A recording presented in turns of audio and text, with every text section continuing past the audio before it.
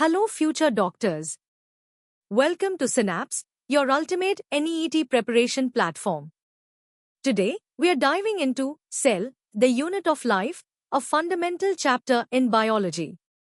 Our focus is on the fascinating differences between prokaryotic and eukaryotic cells.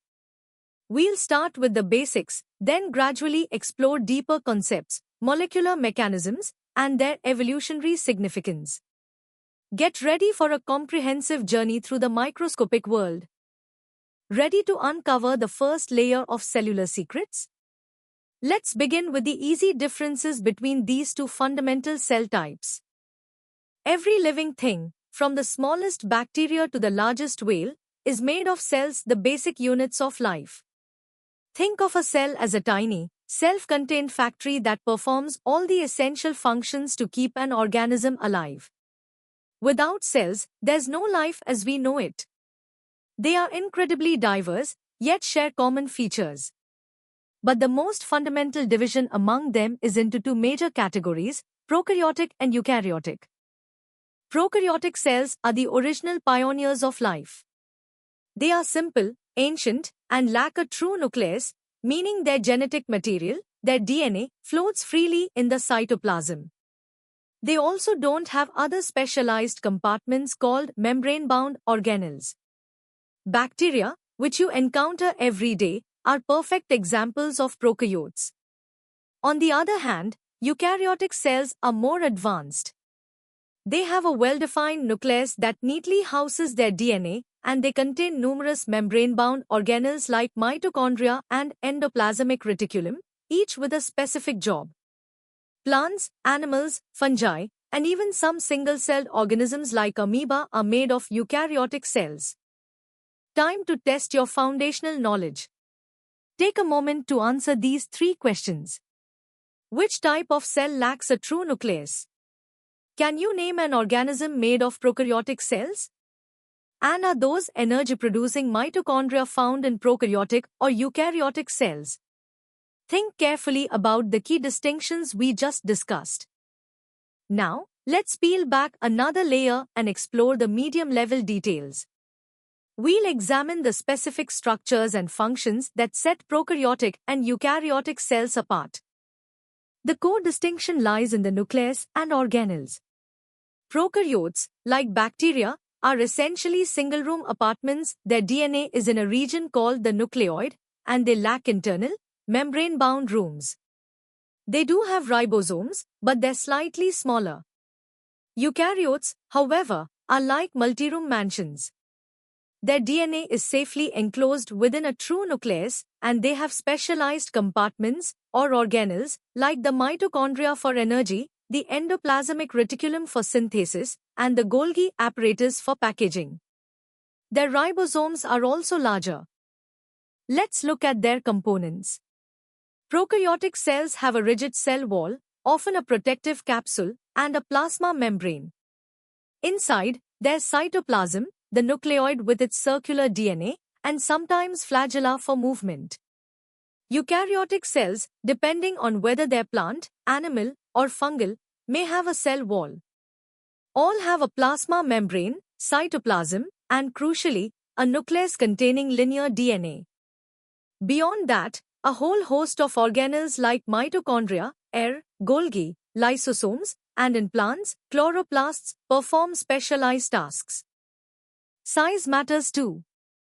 Prokaryotes are generally much smaller, typically 0.1 to 5 micrometers, making them microscopic powerhouses. Eukaryotes are considerably larger, ranging from 10 to 100 micrometers, allowing for greater internal complexity and specialization. This size difference also correlates with their reproduction methods. Prokaryotes mostly divide by a simple process called binary fission, essentially splitting in two. Eukaryotes, with their complex genetic material, use more elaborate processes like mitosis for growth and repair, and meiosis for sexual reproduction, ensuring precise chromosome distribution. Alright, let's challenge your understanding with these 5 medium-level questions. What is the main job of the nucleoid in a prokaryote? Can you list 3 membrane-bound organelles in an animal cell? How is DNA different in prokaryotes versus eukaryotes, both in structure and location? What's the cell wall of bacteria primarily made of? And finally, why are eukaryotic cells generally bigger and more complex than their prokaryotic counterparts? Pause and consider your answers. Ready for a deeper dive? In the hard level, we'll connect structure to evolution, explore molecular details, and understand the theories behind these cellular differences. The distinction between these cells isn't just structural, it's a testament to billions of years of evolution. Prokaryotes are the ancient ancestors, appearing around 3.5 billion years ago. Eukaryotes, with their complex design, evolved much later. The fascinating endosymbiotic theory explains how some eukaryotic organelles, like mitochondria and chloroplasts, originated from free-living prokaryotes that were engulfed by larger cells, forming a mutually beneficial relationship. Evidence for this includes their own circular DNA and prokaryotic-like ribosomes. Let's compare their genetic organization. Prokaryotes have a single, circular chromosome, often accompanied by smaller plasmids, all free in the cytoplasm. Their DNA isn't wrapped around histone proteins. Eukaryotes, conversely, have multiple, linear chromosomes, neatly packaged around histone proteins within the nucleus. Another crucial difference is their ribosomes. Prokaryotes have 70 S ribosomes, while eukaryotes have larger 80 S ribosomes. This difference is vital, as many antibiotics exploit this to target bacterial ribosomes without harming human cells. Even their cell division differs significantly, simple binary fission for prokaryotes versus complex mitosis and meiosis for eukaryotes. These structural differences have profound functional implications. The lack of compartmentalization in prokaryotes means metabolic processes often happen in the cytoplasm or on the plasma membrane. In eukaryotes, specific organelles provide specialized environments for different metabolic pathways, leading to greater efficiency and regulation. This compartmentalization allows eukaryotes to be larger and more complex, enabling the development of multicellular organisms with specialized tissues and organs. Understanding these connections helps us appreciate the intricate design and evolutionary journey of life.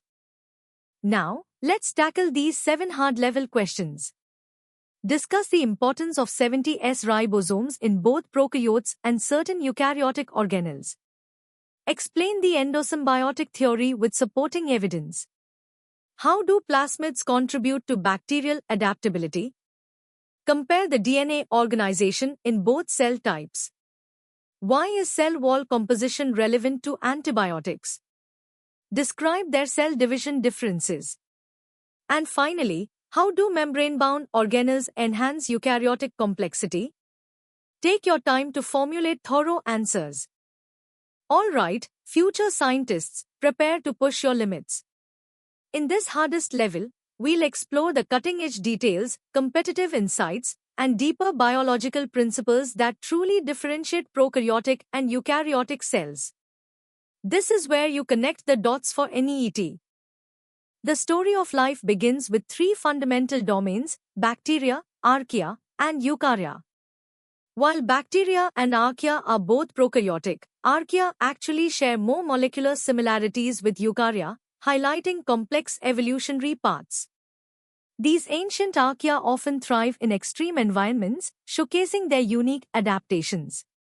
This phylogenetic context is crucial for understanding the deep-seated differences and relationships between all forms of cellular life, reminding us that prokaryotes themselves are not a monolithic group but represent distinct evolutionary lineages. Let's dissect their molecular machinery. DNA replication in prokaryotes starts at a single origin, while eukaryotes have multiple origins on each linear chromosome, essential for replicating their vast genomes efficiently. Transcription and translation are coupled in prokaryotes. They happen almost simultaneously because there's no nucleus to separate them. Eukaryotes, however, meticulously process their RNA in the nucleus before it's translated in the cytoplasm. Furthermore, Prokaryotes use a single RNA polymerase for all RNA, whereas eukaryotes employ three specialized RNA polymerases, each dedicated to different types of RNA. These differences reflect distinct strategies for gene expression and regulation. Cellular communication also varies dramatically. Prokaryotes often use quorum sensing, releasing signaling molecules to coordinate collective behaviors like forming biofilms or producing toxins based on population density. Eukaryotes, especially in multicellular organisms, utilize incredibly complex signaling pathways involving hormones, neurotransmitters, and growth factors to orchestrate intricate cellular responses and maintain tissue homeostasis. Regarding genomic stability, prokaryotes rapidly evolve through horizontal gene transfer, acquiring new traits like antibiotic resistance. Eukaryotes rely more on sexual reproduction for genetic variation.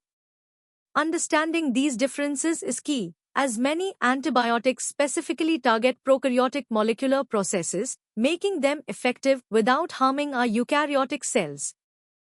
The metabolic diversity of prokaryotes is astonishing.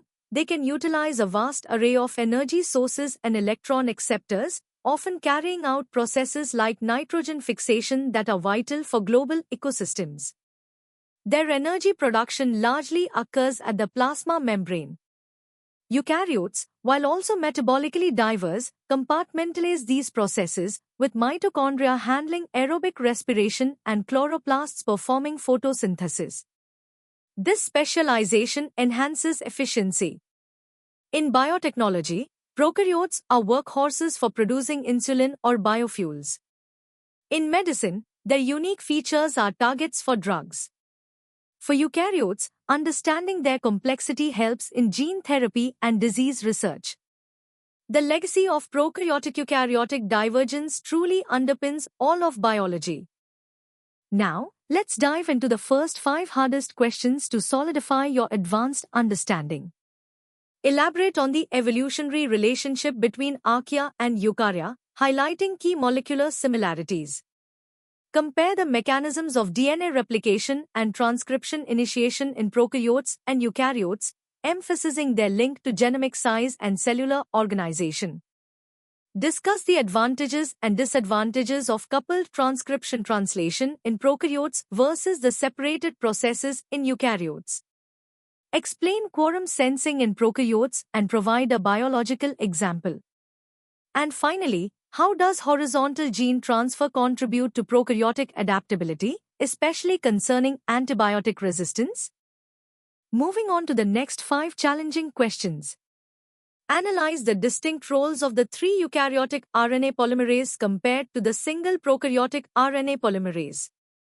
Describe the post-transcriptional modifications unique to eukaryotic mRNA and their significance.